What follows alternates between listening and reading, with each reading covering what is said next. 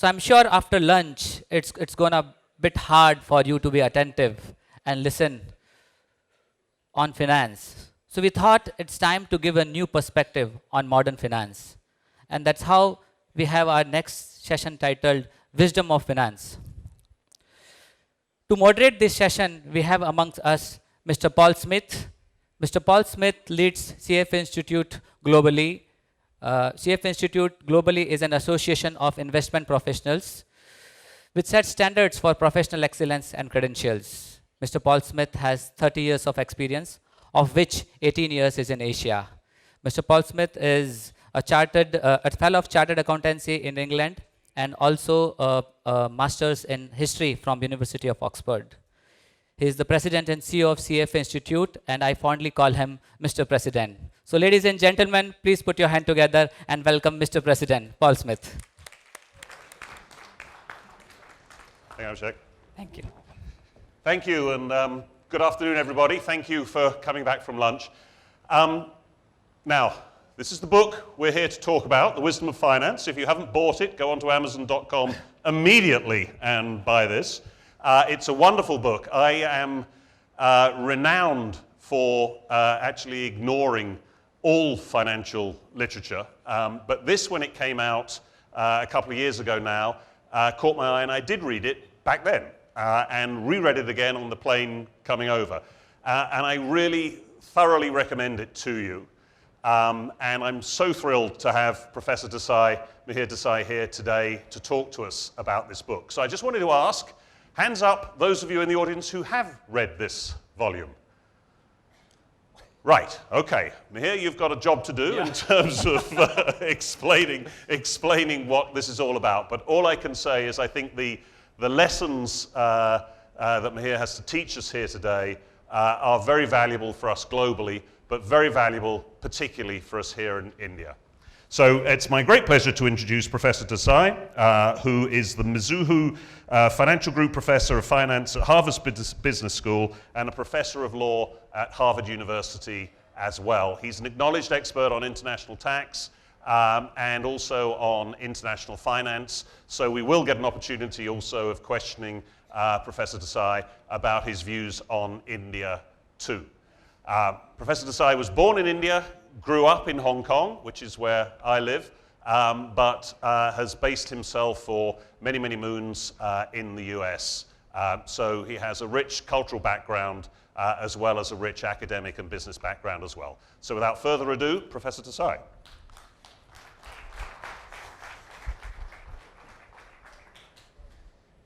Thanks very much, Paul. It's a great pleasure to be here. As Paul mentioned, I'm a son of the city, born in Breach Candy Hospital, so it feels always good to be at home. So let me tell you a little bit about what I was hoping to talk about, the wisdom of finance and discovering humanity in the world of risk and return.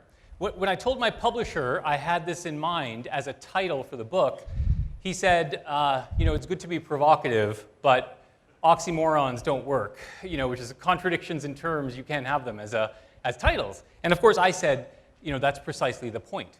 People don't put these two words together, and they should be together more and more. So here's the agenda. I was asked to give a talk to graduating HBS students almost 3 years ago now, and I had to figure out what to talk about. I thought I would give a talk about changing capital markets in the US, repurchase trends, slow motion LBO, blah, blah, blah. I was told that is not what I was supposed to be talking about. I was supposed to be distilling wisdom for graduates as they go into the world. I came up with a title.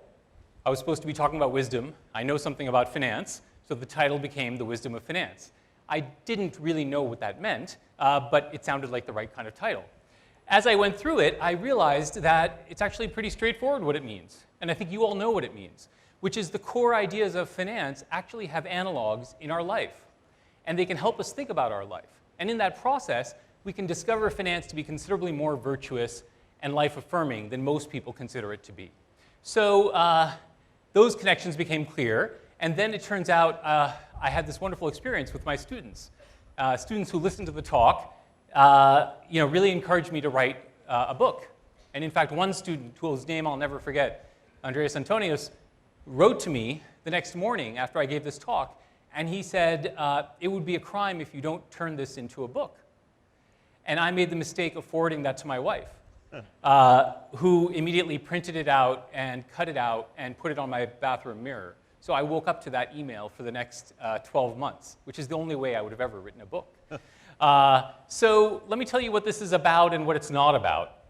So this is not going to be about what many of you might want it to be about, which is not going to be about how to nudge you through some behavioral thing into something that you should do. It's not about kind of how to pick stocks. It's about something completely different. It is about bridging finance to the rest of the world. As you know, I think finance has gotten disconnected from much of the world, and people are highly demonizing finance, and they're very skeptical about its value. This reminds us of a situation about 50, 60 years ago when C.P. Snow, this remarkable academic in the UK, gave a lecture about how science and the humanities were splitting apart and how terrible that was. I think the same thing is happening today with finance, and it's a loss for both sides. I see this in my own life. I teach at the business school, which is on one side of the river, and I teach at the law school on the other side of the river. And the river is not just a river, it's a chasm between the business school and sometimes the rest of the university. And on the business school side, sometimes we deride the value of the humanities. It's not that important for the real world. And trust me, the people in the humanities think finance is fairly evil. And that skepticism on both sides is deeply unhelpful. So what are we going to try to do? It's going to turn out that the humanities can help us think about finance, and it turns out finance can help us think about our lives. And I think that's the really big surprise here. So first, I will just say I have this epigram to the book, which is money is a kind of poetry. I really like that quote because like wisdom in finance, it's putting together two words you never would put together, money and poetry. You might think that Wallace Stevens is some kind of Gordon Gekko Wall Street guy. It turns out Wallace Stevens is, I think, the greatest American poet of the 20th century. But he was also an insurance man. He worked for the Hartford Life Insurance his whole life. And in fact, as his fame became greater and greater, Harvard offered him the Charles Eliot Norton Professorship of Poetry. And he said, no, I want to stay at the Hartford Insurance Company. This does not happen that often, but he understood that insurance and poetry are not that different. And that's what this is all about, bridging two worlds that you don't think are connected at all. So what are we going to get out of this? So hopefully, if you want people to like finance more, you have to open it up to them. And how do we do that? You're not going to do it successfully with equations or graphs or by intimidating them with acronyms. The way to explain ideas in finance is through stories. That's the way they understand the world. So if part of your job is to kind of get people to appreciate finance, stop with the equations, stop with the graphs, and actually think about relaying stories to them that help them understand these ideas. And that's the way to stop the demonization of finance. Which is if we want to stop the demonization of finance, we have to let people in. And we don't let people in through equations and graphs. We let people in through stories. That's the way they understand their life. I think if you're a finance professional and people kind of deride the value of finance, that's not an easy place to be. And hopefully, if you are in finance, this will help you think about what you do in a different way, which is just a way of saying some of people in finance do what they do, but then they have a personal life divorced from it because they kind of feel like they're separate. We should understand finance to be noble, and we should understand what we're doing to be noble. And that'll help us live, I think, a better life. Finally, and maybe most ambitiously, maybe we can make finance better. So I think big chunks of finance are broken. I think we need to make it better. You know, regulation's one answer. Outrage and protests and Occupy is another answer. I'm not terribly interested in either of those. Regulation can often go wrong, and outrage, as far as I can tell, goes nowhere. So the idea here is let's improve the practice of finance by getting the people in finance reconnected to the humanity of these ideas. We get lost in spreadsheets. We get lost in screens, and we forget that there's a human being whose money we're investing or who we're investing in, as opposed to just a bunch of numbers on a screen. So this is meant to kind of help re-anchor finance in these underlying ideas, because they turn out to be pretty fantastic ideas. All right, I'm going to show you a little bit of the outline. I'll warn you, this slide is going to make you wonder why you ever came to this talk, but hopefully it'll pay off. So this is the outline of the book, and as you'll realize, this is basically all the big ideas in finance. And it almost looks like a finance textbook. Of course, I would never title the chapters of the book this way, because then nobody would read the book. But underneath it, that's the intellectual spine of the book. It's a tour of the biggest ideas of finance. And as I thought about things, I had to really rediscover what the biggest ideas are. And underneath it all, it's about risk. And it's always been about risk, and it's all about insurance. And it's much more about insurance than I think we allow ourselves to understand. So we start there. But instead of doing it in a typical way, we do it with stories. Having established the importance of insurance, we're going to think about options and diversification, risk management tools. We go to the biggest question in finance, which is how do we create value? And how do we think about what valuation is? Then we talk about, I think, the most important problem in modern capitalism, which is corporate governance. How do we think about that problem in finance? That is, in fact, why finance is so fascinating for many of us. We'll talk about mergers, we'll talk about leverage, and maybe we'll finish with sometimes where we finish, which is bankruptcy. Last thing to say is the last chapter of this book is why everyone hates finance, which was meant to say, I just told you about how great finance is, and in fact, a lot of people don't like it. How do you make sense of that? So I'll share some thoughts about that as well. Let me just say one thing about writing this book, which is, it's been a fantastic experience. I'm a traditional economist. I write for academic publications. I don't write books like this, typically. One of the great things about writing this book is a lot of people get to say what they think about it, and it's been fantastic and very well received. But I did get one review in the New Yorker, which still stings. As an academic, we're used to kind of punching it out in seminars, and I can take my hits, and I can give hits if I want to. But this review said, it was like a little paragraph in the New Yorker, and it was like 4 sentences, 3 sentences of which were very nice, lovely, lovely, lovely. And then the last sentence, he stuck the knife in. He said, but Desai never answers the most important question of all, which is why everyone hates finance, which was just like a knife to my heart.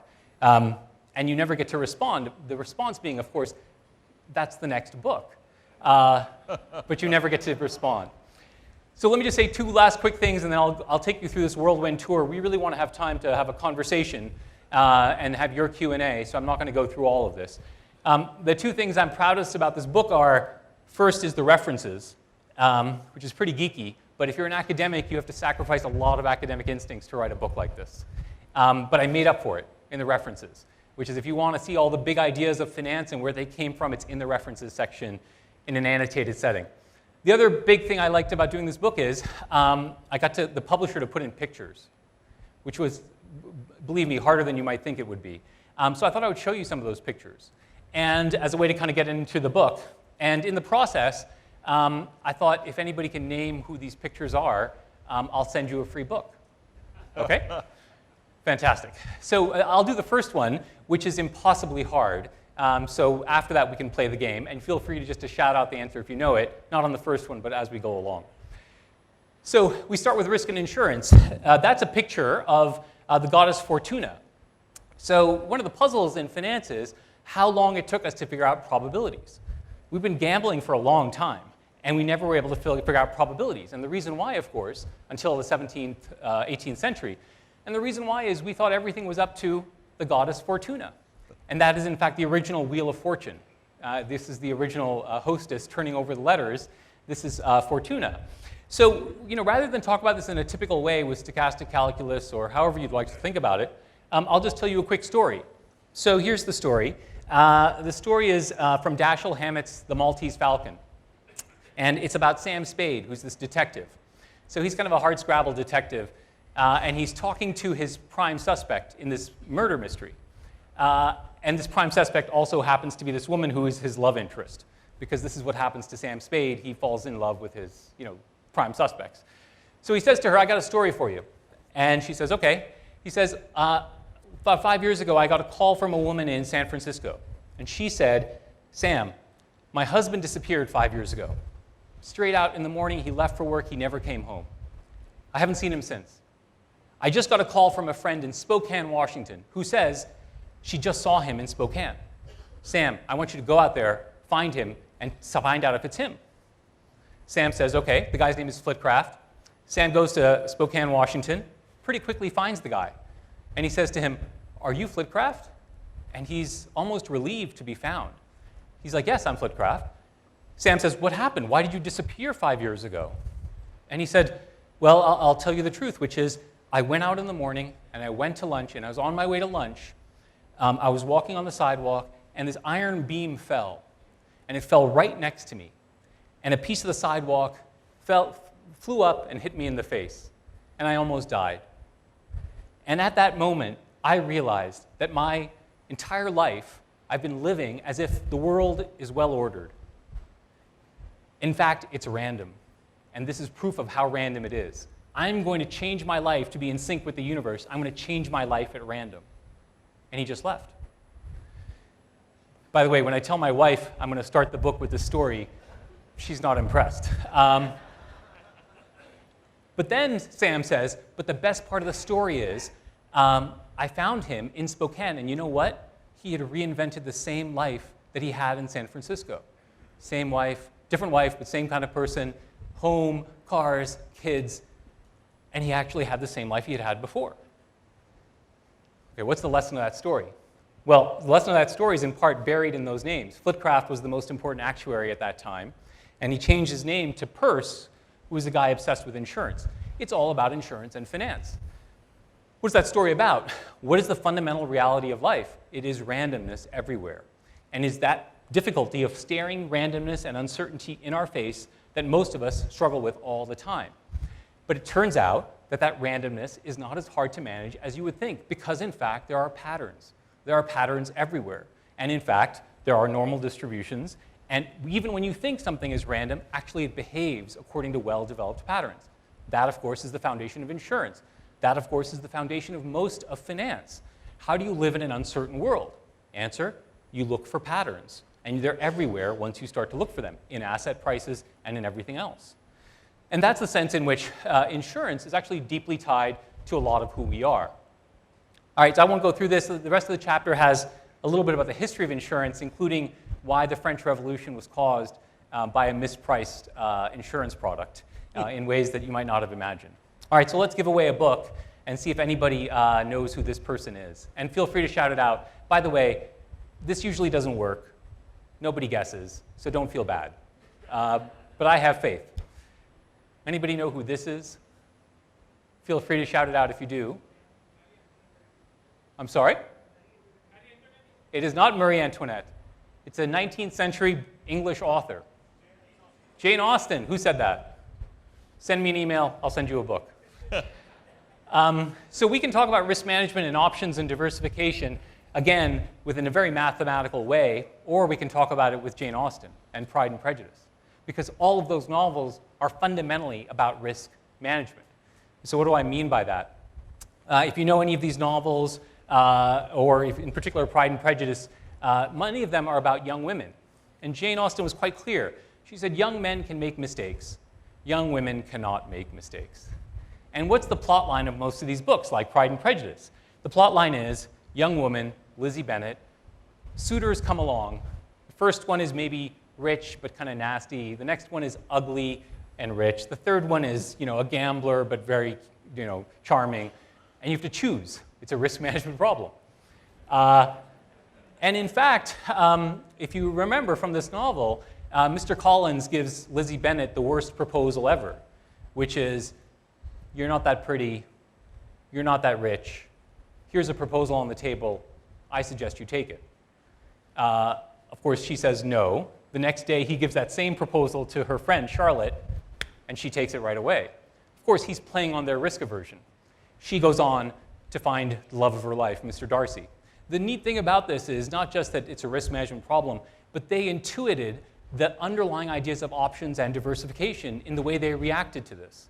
So when you read these novels, you hear characters saying things like, in fact, one of the characters who has these 10 suitors, she can't decide who to marry. She says at one point, gosh, if only I could marry all 10.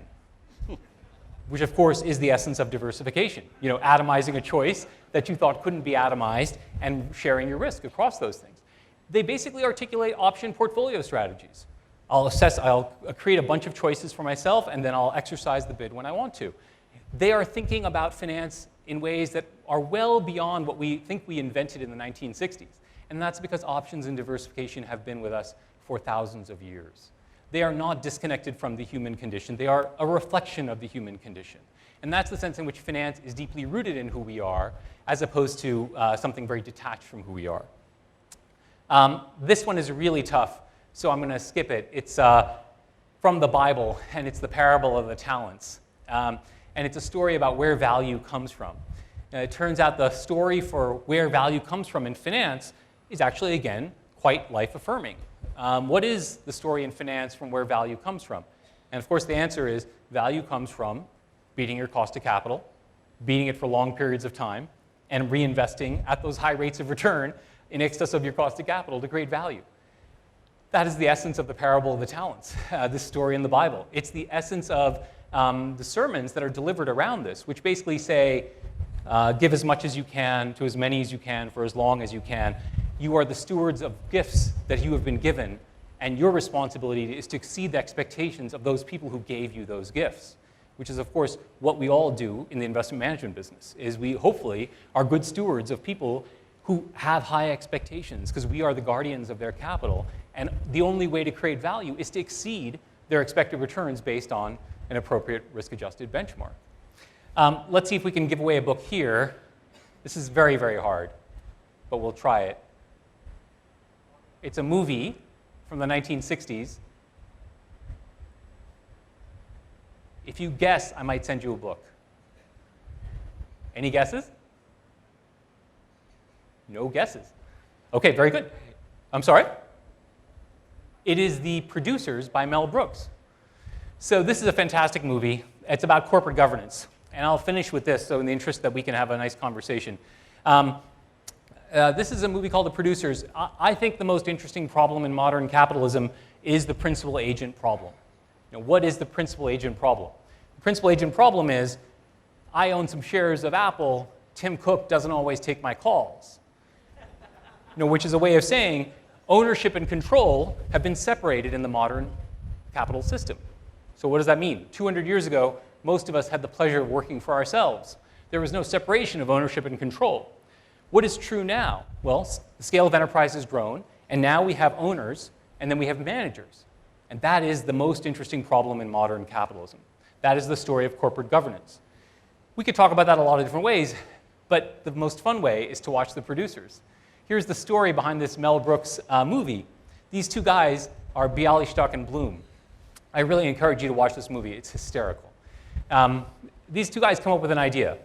They say, what we're going to do is we're going to put on a Broadway show, and we'll raise a lot of money for the Broadway show. And in fact, we'll raise 30 times the amount of money that we need. Then we'll put on the worst show ever.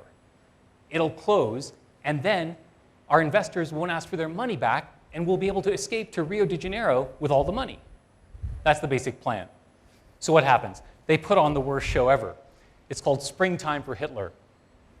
Completely tasteless, worst directing, worst acting, worst everything, and of course it becomes a huge hit. And they go to jail. Why? What does that have to do with modern capitalism? That is the principal agent problem. The miracle of modern capitalism is that investors give money to managers, money managers, but then also managers, and they get it back. That is the miracle of corporate governance. And so once you start to think about the world that way, you see principal agent problems everywhere. So what do I mean by that? Well, think about what happened to Apple 6 years ago. 6 years ago, Apple is on top of the world, but there's a huge shareholder revolt. David Einhorn, Joe hedge fund guy, starts a revolt against Tim Cook. Says, give me back the cash. You're sitting on $150 billion of cash. I want it back. He mounts a proxy war against Tim Cook 5 years ago. What's he basically saying? David Einhorn is saying, I'm your principal. You're my agent. Do right by me. Of course, the story is more complicated because David Einhorn himself, who is the principal of Tim Cook, is himself an agent of some Canadian pension plan. So David Einhorn is the principal to Tim Cook. Some Canadian pension plan manager is the principal to David Einhorn. And yes, there's some Canadian pensioner who is the principal to the Canadian pension plan manager, who is the principal to David Einhorn, who's the principal to Tim Cook. All of modern capitalism is one big daisy chain of principal agent problems. And that's why it's so fascinating. When I was writing this book, I had to make a decision about when to use personal stories. And I used really only one. and I'll just share it with you here, which is once you start to think about the principal-agent problem, you will see it everywhere in your life. So one obvious example is in work. You give somebody a task, they don't quite do it your way, you're trying to struggle with how to monitor them, you can't really tell what they're doing, you can't tell if they're shirking. We see this all the time in all kinds of ways that when we have work in our lives. I found it to be true in a more personal setting. And I think once you think about the principal-agent problem, you will see it everywhere.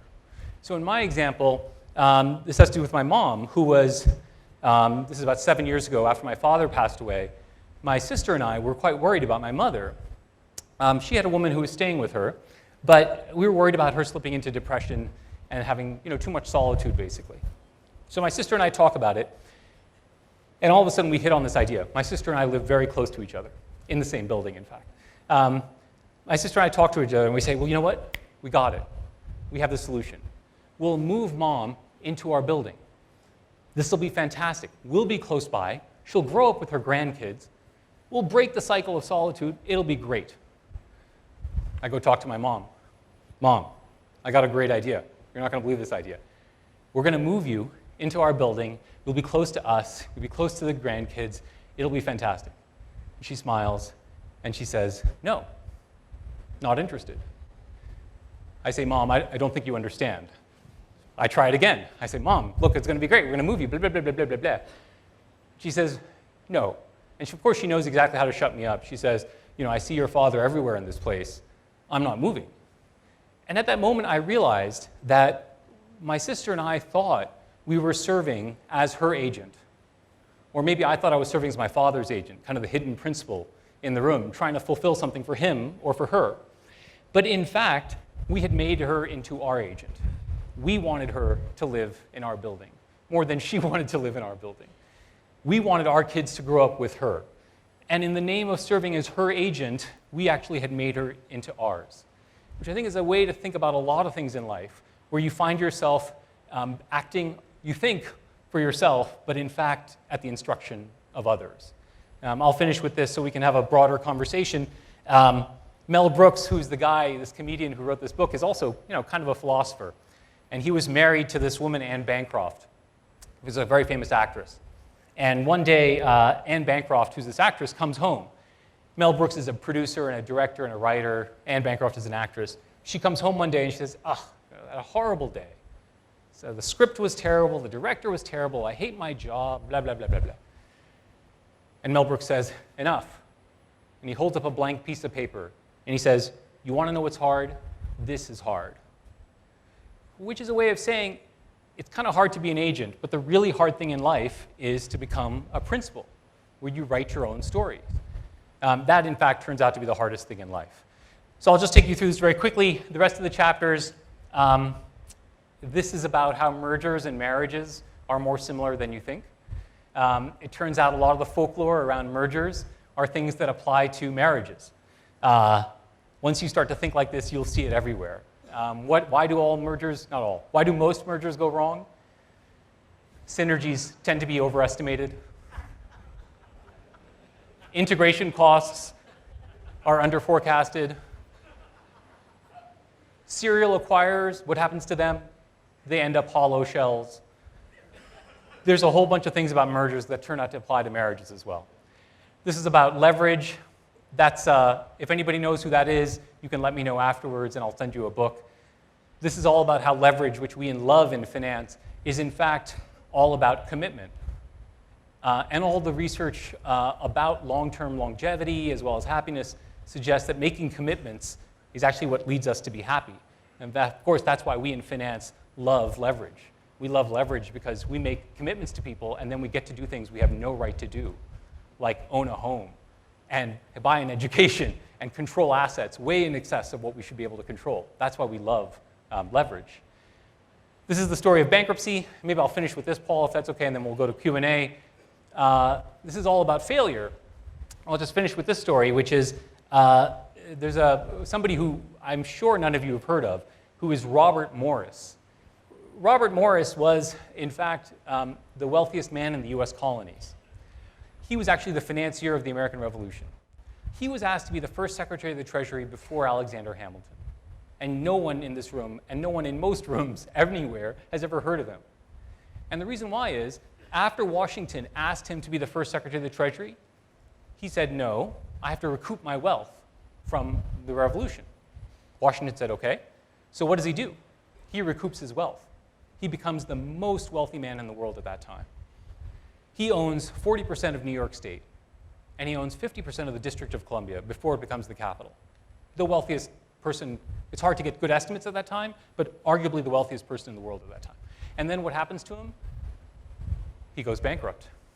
And what do we do with people who go bankrupt at that time? We put them in jail.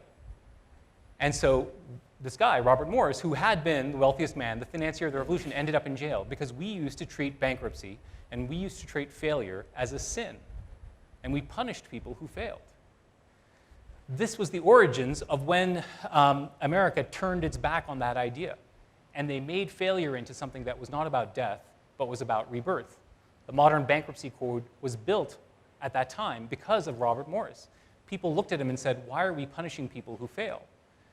And in fact, I think the finance recipe and attitude towards failure is a really good one. We don't punish people who fail. We prioritize getting them a new start. That is the logic of the way we think about bankruptcy and failure in finance, which I think is a good way to think about finance. I'm sorry, good way to think about failure in your own life. We can talk a little bit more about this if you'd like after the break or during the Q&A. You know, I think the story is pretty straightforward. If you want to explain finance to people, do it in a way that is on their terms, not on yours, which is with stories. In the process, we actually might humanize what we do, and we desperately need more humanization. Certainly most of the world thinks we desperately need more humanization. In the process, hopefully, people outside of finance will lose their caricature of what we do and will understand that the underlying ideas of finance are actually really wonderful, life-affirming ideas. And actually, maybe the practice of finance can improve as well as we draw these links and we stop thinking about spreadsheets and screens and we start thinking about the underlying stories that motivate what we do in finance.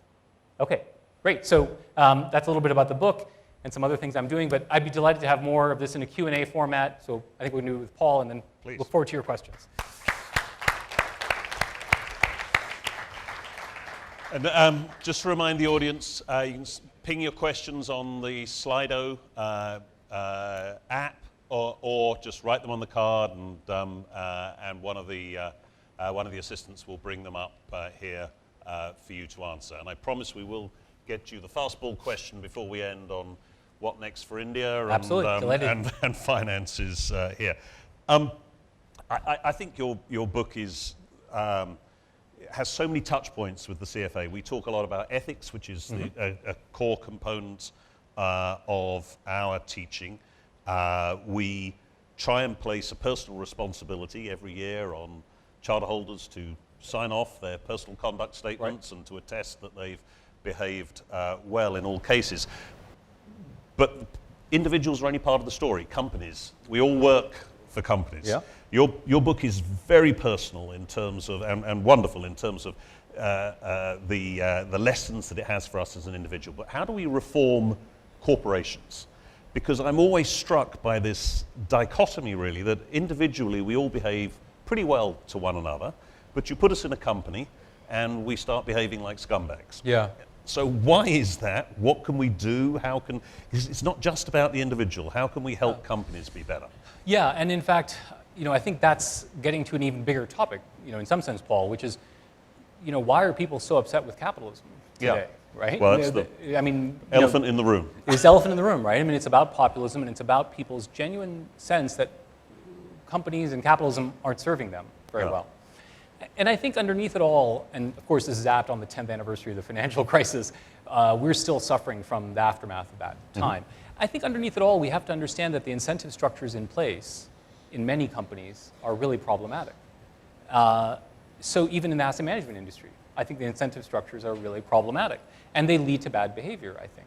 And so I don't think of this as people being bad. I think about this as people reacting to really poorly designed incentives, right? So when we think about in corporations, we've seen this huge rush, certainly in the US, but to some degree all around the world, towards equity ownership and options and stock compensation. That, of course, was all designed to get around principal agent problems. But what has it created? Well, it's created a whole new set of problems and people reacting to incentives in really badly designed ways because there are vesting periods, there are cliffs. And we've convinced ourselves that people should get a piece of the pie, kind of skin in the game, but over very short horizons. So my concern with most of those incentive contracts in the asset management space and in corporate space is we've convinced ourselves we can assess how Paul Smith is doing at a 6-month or yearly frequency. And it's absurd. And we know it's absurd. And yet we pay people on that basis. That makes no sense. We know the most basic lesson in finance is there is no field where it is harder to separate out luck and skill. When I watch, Roger Federer play tennis, or Andy Murray for that matter play tennis. Not for much longer. Not for much longer, yeah.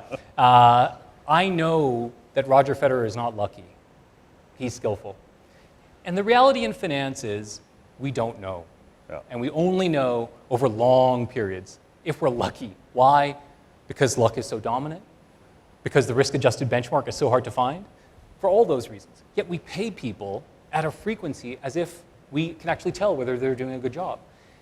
And the same thing is true of corporations. We pay people at this annual basis and we kind of let them have stock. I think that's horribly misguided. So, my answer to that is people are behaving badly because they're facing bad incentives. We need to have incentive structures that are very long dated, like 10, 20 years, so that we can actually get to better behavior. I think that's the crux of what is happening in modern capitalism. Really bad incentive structures that are very high frequency in the investment management space, certainly in the alternative asset space, which is leading to a lot of bad behavior. Let me just say one last thing about that, though. By and large, I think we are vastly overreacting to the problems of capitalism. Yeah. The bigger problem in the world today is people have lost faith in what capitalism and markets do. And they have lost an appreciation for how amazingly successful capitalism has been in the last 30 years for bringing people out of poverty. And we are preoccupied with questions, frankly, that I think are going to lead us down paths, and they're already leading us down paths that are really, really problematic. Anyway, I just wanted to say that because I think that's even the bigger problem in a way. Yeah. That people have gotten so skeptical, they don't actually appreciate what markets and capitalism have done for us in the last 40 years. Right. Education. One of the things that always strikes me, and I'm a history graduate, as Abhishek said, and you mentioned C.P. Snow and the blend, the ideal blend of having both disciplines in your life. And I was joking with a friend in the audience earlier on whose son is just going to college and needs to say he's an Indian boy, and so he's going to do engineering, which is, I guess, if you asked everyone in this audience who has an engineering degree, there'd be a forest of hands. And then they go on and do an MBA, and then they go on and do a CFA. And and the last part is okay. And but we're part of the problem, I always think, at CFA, in that we over-technicalize what is essentially a humanity. And talk about that a little bit, because I think it's really interesting for this audience to be challenged in that way. Well, I think that's right. I mean, in the broader sweep of the last 50 years, and by the way, I was a history graduate as well, so we share that. Good for you. And if any of your children are considering majoring in history, I would encourage you to encourage them. But in the broader sweep, what has happened in the last 50 years is that finance has become increasingly technical. And that, frankly, has been wonderful in many ways. As an academic, it's been fantastic, because the underlying ideas are intellectually incredibly elegant and very powerful. So we have kind of lost the sense that we used to have, which is that actually finance is basically about people's lives. And the question is, how do we restore that? This book is my effort, which is a way of saying, if you're going to go into finance, you should reattach yourself to all these stories. So the next time you make a trading decision, you're not thinking purely about spreadsheets and screens. But to your point, Paul, I think we need to have much more of this kind of education, first off, at a more earlier level, right? So I think we should be teaching financial literacy much earlier than we do. And that's because, and this is for all your clients, they need to be much better educated about finance than they are today. And then, of course, the people who are learning finance have got to learn it in a way that is not just equations and graphs. So I think, in a way, the burden is on schools, including mine, and universities, to kind of step back and say, finance is lovely and elegant and intellectually rigorous, but it also has to be coupled with this very humanistic thing. And I think that's the only way, to make finance better. And that sounds a little, naive, but I also know it's right. It may not happen in the next 5 years, but in the next 50 years, the way to make the practice of finance better is to make people understand that it's connected to people's lives. And by the way, that's what literature and philosophy and history do. They connect people to people's lives. And then that's not as much what engineering and sciences do. That's why we need these underlying ideas. And I think there's a thread that you mentioned up there which runs through your book as well, which I've used in some of my speeches about the nobility of finance, which I love as a concept. Talk a little bit about that. What do you mean about the nobility of finance? I always find it much easier to talk about that in the developing world sometimes than in North America, where people have kind of forgotten that finance is a social good. That's a good point. One of my favorite quotes that's in the book is from the 16th century, and from this person who's observing Amsterdam Stock Exchange, one of the first stock exchanges. There's only one stock. It's the Dutch East India Company. And they're trading options on that contract, even back then. They're called opties. And he says, finance is the most vile and the most enlightened profession. It is the most intellectually interesting and the most ignorant. It's this complete, dichotomy. And we have lost the nobility. We're very familiar with the vulgarity of finance. But throughout history, we've had a nobility. Of course, the reason why people in the developing world understand it better than in North America is they understand that if you want growth, you need capital markets. Things don't work. And things just don't work. And you have to figure out ways to transfer capital from savers to investors in a way that is productive. So that nobility is really deep in who we are. And I think one thing we can do is, first, I think we have to admit more to our problems. So as you know, post-financial crisis, you had major CEOs talking about how finance is God's work. I think that's pretty problematic. It's not God's work. It's a really great thing to do in the world, but it's not God's work. And in fact, the way we've been behaving is it's definitely not God's work. So first thing is we have to come clean on the fact that we have problems, and that there is misbehavior out there that we have to kind of control much better than we are now. So I think first we have to be honest about that, because I think if you're not honest about it, you just lose a ton of credibility. I think the second thing is to change the way we talk about finance. Not so much talk about it explicitly as being noble, but talk about it as serving people, serving customers, serving others, as opposed to doing what many people in finance think they're doing, which is more self-centered. Nobility comes through service, and I think we are fundamentally serving people. And if we keep that in our minds, as opposed to that stock price chart or whatever is happening on your screen that day, that's a much more likely path to nobility than the ways we usually think about it. I'd love you in your next book just to connect nobility with professionalism, in that I always say that professionalism is about service to others. If you think about doctors and professionals that we all would recognize. That's exactly right. I have a book coming out in March, which is more pedagogic, which is called How Finance Works. But the book after that is meant to be about, and actually I'll just share it with you briefly because I'm in the middle of trying to sell the book to publishers, and if you have thoughts about it, I'd be interested. It's about how the last 50 years have been transformed by the rise of the investing class. The most significant development in modern capitalism we don't even pay attention to is the dominance of investors. And by that I don't mean shareholders. I mean people like us. People in this room. The whole rise of asset management and investment management as an industry is new. And it has changed capitalism in ways that are both fantastic and terrible. And once we understand that, and then we can figure out how to make it more of the fantastic and less of the terrible, we can improve capitalism a lot more. So that's what the next book is about. In a way, it's about what all of you do and why it's both incredibly powerful and important. And that goes to the principal agent problem I discussed. And also why it's giving rise to a lot of things in capitalism that we don't like, and how to kind of fix that problem. There's a couple of questions here on financial literacy, which you've already started to talk about. And it's always striking to me that people care about their physical health, but they don't care about their financial health. And here in India, obviously, the Modi government has done a huge amount to create financial inclusion. How can we as as financial professionals really simplify finance, which has become hugely complicated, so that we can appeal more to people, get them engaged more, get them more interested in their financial health? Yeah. So I think it's a great question and a hugely important topic. And I think there's a couple of ways to think about that problem. The first is many people in finance tend to like intimidation. They tend to use their power over people.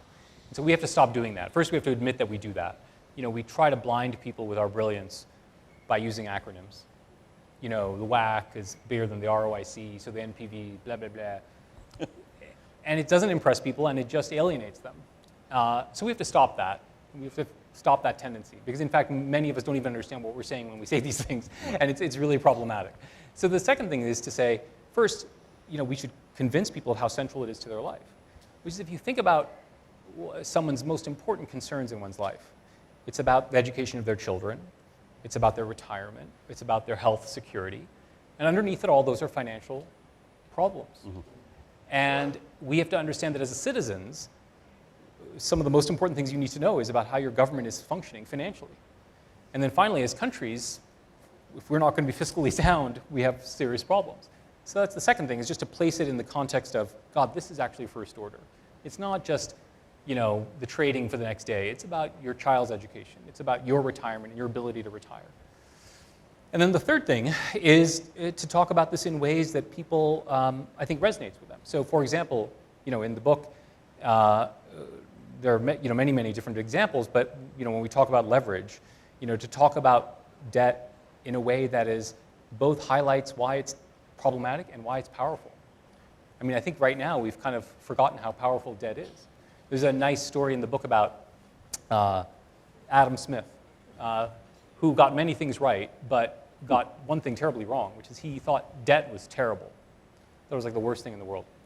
And he had a fight with a philosopher named Jeremy Bentham. And Jeremy Bentham was an incredible philosopher, and he said, you're absolutely wrong.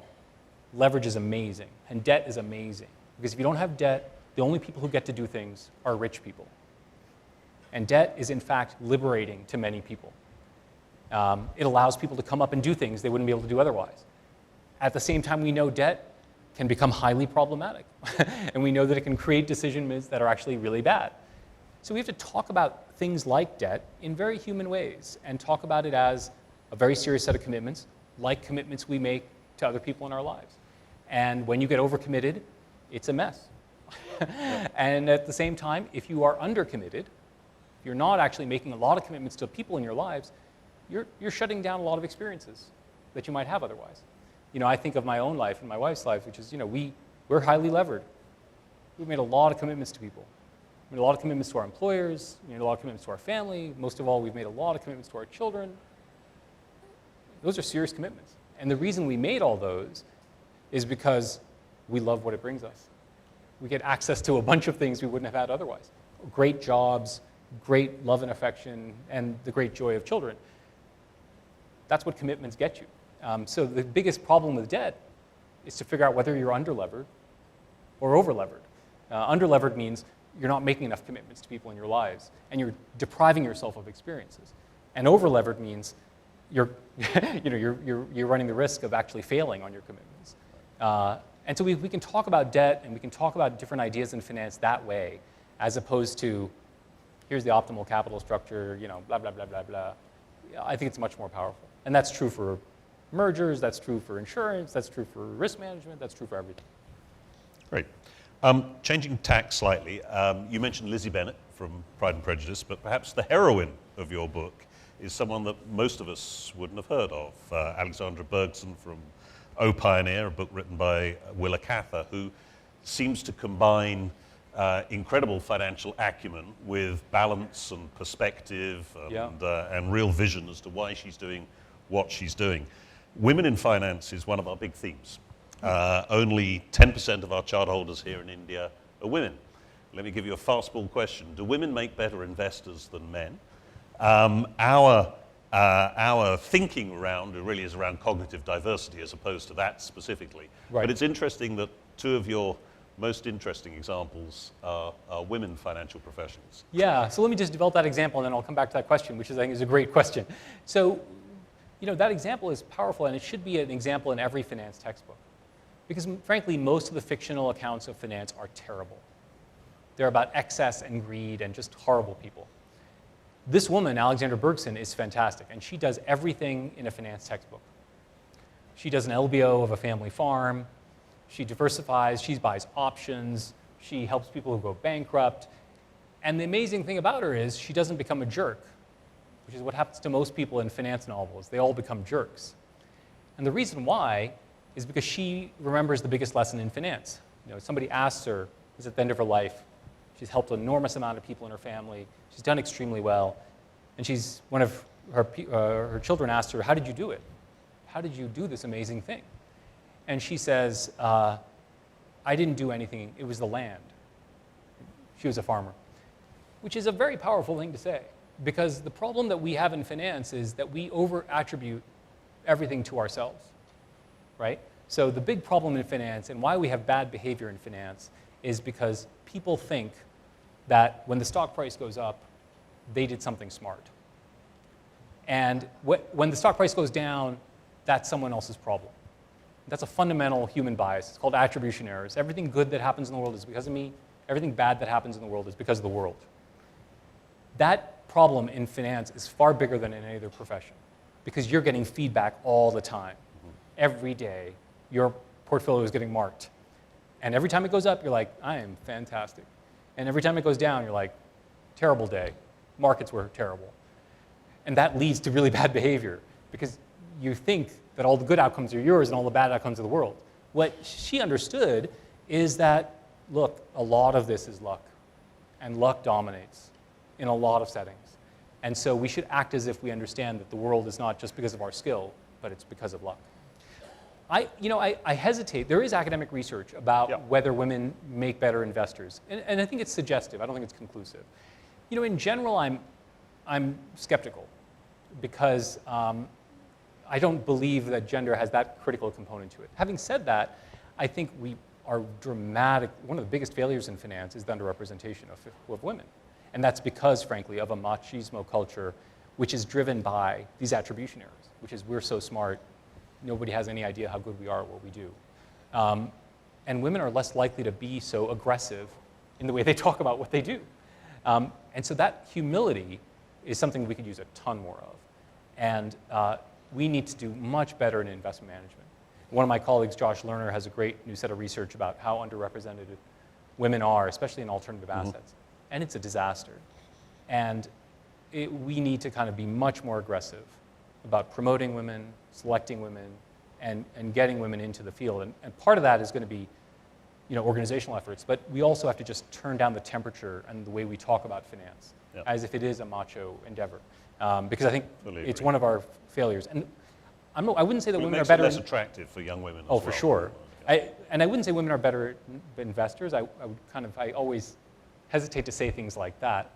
But we need far more women in the finance industry than we have today. And it'll be a much better place if we do. That for sure I know to be true. Thank you.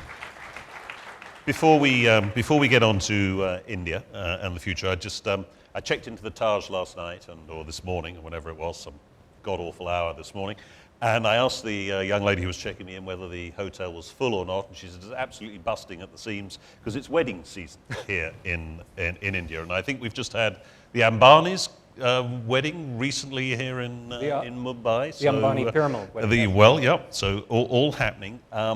Mergers and acquisitions, you touched upon, Indian wedding season. Tell us what Indian marriages can teach the world about mergers and acquisitions. That's a great question. So, I'll give you a couple of thoughts about that. So, the first is, as you know, in general, I think actually marriages and mergers have a lot more in common than people, think. I think the seriousness with which Indian culture understands marriages, I think is really important. Which is, of course, we can make jokes about how excessive some of these things are, but underneath it is a real appreciation for how central that one decision is in our lives. And I think, more people should approach that decision with that rigor as Indians do. In particular, what about Indian marriages do we know that I think is helpful? I think, as I mentioned, there are these lessons. I think one of the lessons about marriages that I've seen in my own extended family, and it's true of mergers as well, is asymmetric mergers are easy to do, but don't create much value. So what is that a way of saying? When people talk about bolt-on acquisitions, there's a large company, there's a small company, and you merge, you buy them, and you bolt them onto you. The answer is, it's okay. It works, it can work, but it doesn't create much value. Where does real value come from?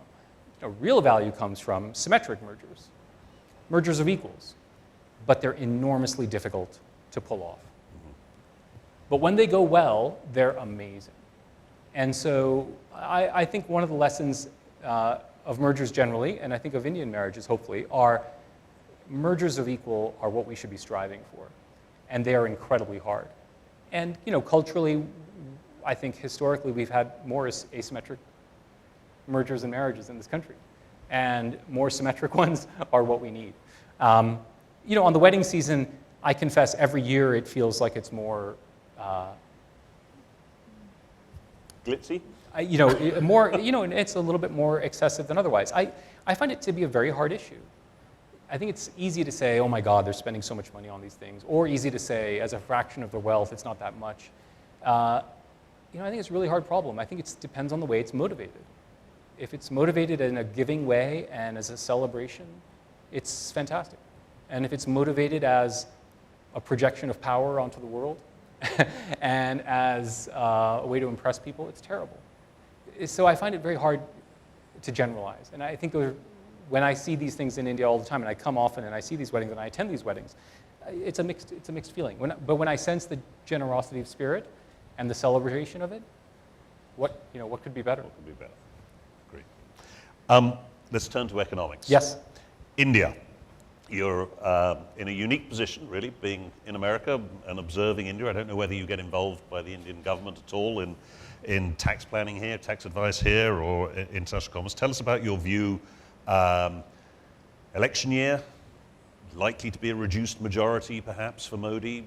What would be your recipe for the Prime Minister going forward? Well, so I do come often. I sit on the NCAR's advisory board for their annual research publication. And so I come often. I think, there are several things to think about. So the first is we need the integrity of our institutions.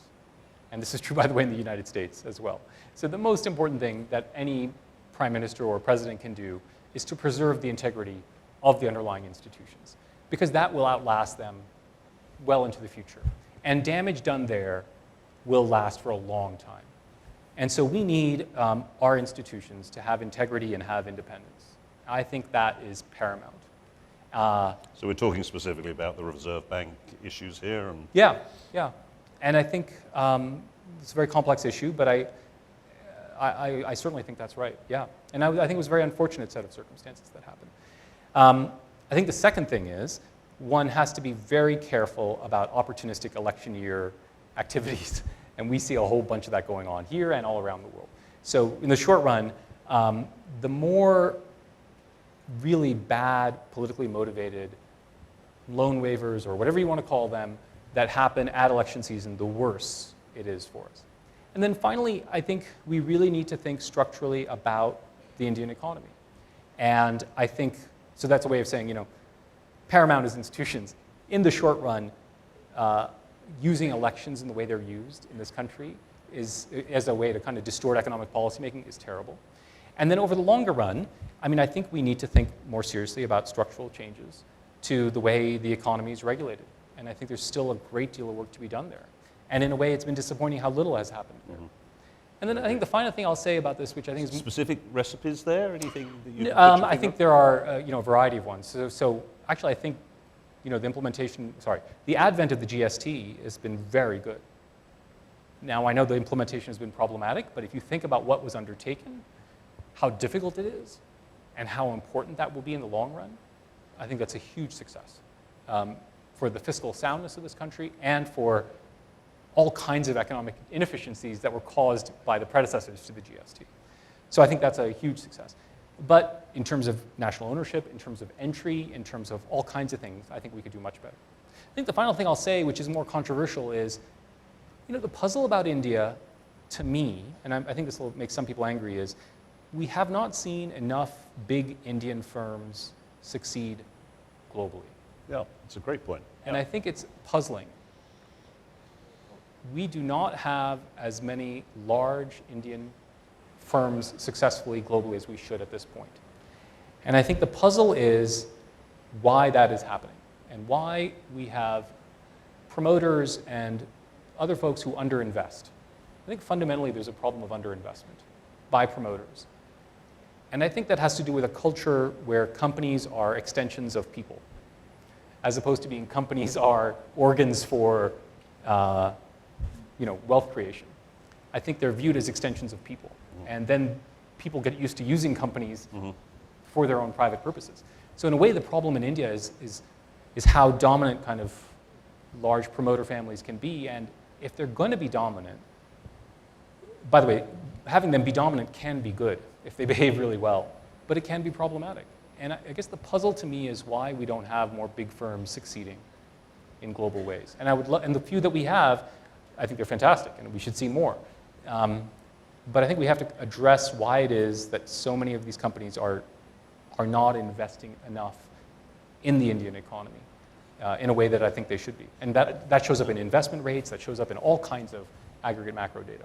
I think that's fascinating that when you think about the not the competition, but the parallel growth streams that India and China are taking. And when you look at Chinese corporations, much more aggressive internationally than Indian. Much more aggressive internationally. Now, part of that is political, meaning they've gotten political license to create an empire. Arms of the state. Yeah, and the Belt and Road and everything else.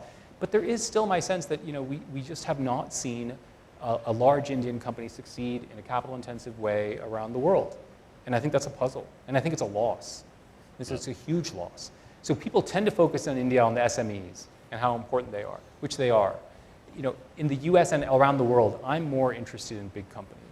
I'm interested in big companies and how they grow and how they succeed, because I think actually their economic effects are dramatically understated. It's easy to talk about job creation at the SME level because there's a lot of churn.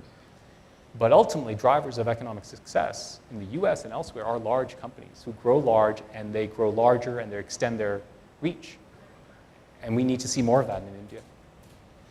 I can't let you go without, I've got a Bostonian in front of me. I don't know if you know, but you can't buy a Republican in Boston. So that's always one of the challenges. Yeah.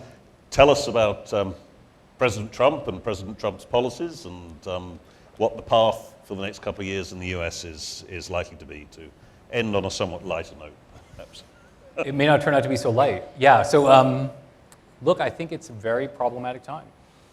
I think it's a very problematic time for the reasons that I suggested about what's happening here.